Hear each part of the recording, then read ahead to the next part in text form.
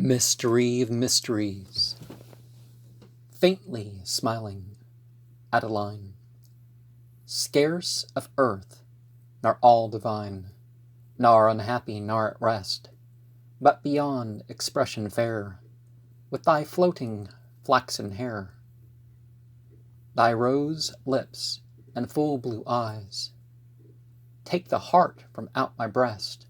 Wherefore those dim looks of thine, shadowy, dreaming, Adeline?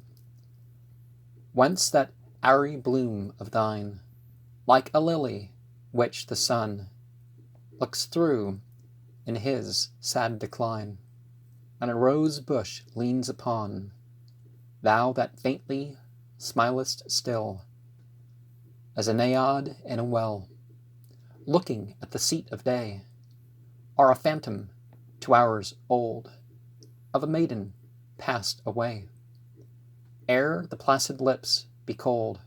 Wherefore those faint smiles of thine, spiritual Adeline?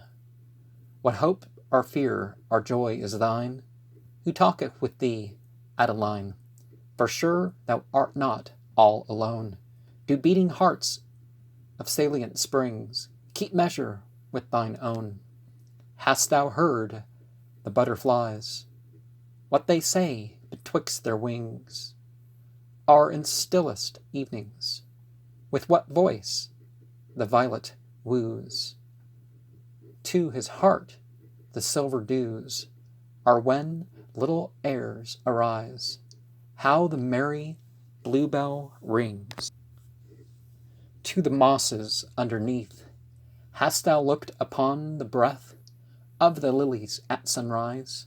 Wherefore that faint smile of thine, shadowy, dreaming Adeline? Some honey converse feeds thy mind, some spirit of a crimson rose, and love with thee forgets to close his curtains, wasting odorous sighs all night long on darkness blind. What aileth thee, whom waitest thou with thy softened shadowed brow, and those dew-lit eyes of thine, thou faint smiler, Adeline? Lovest thou the doleful wind, when thou gazest at the skies?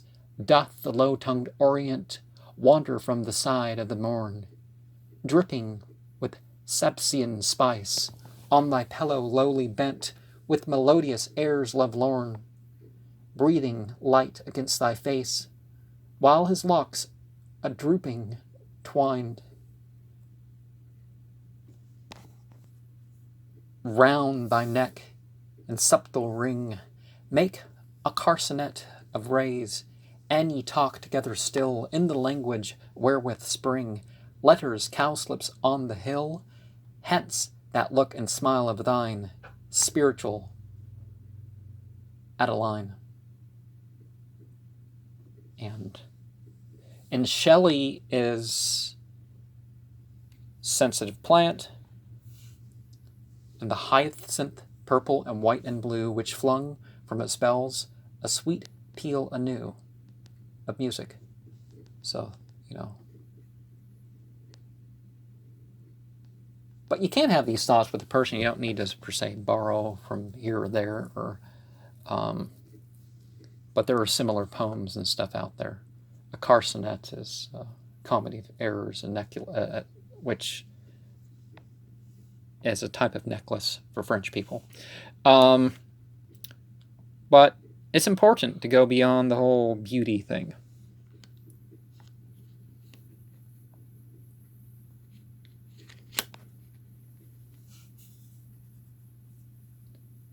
It's, how they act with that beauty too, at the very least.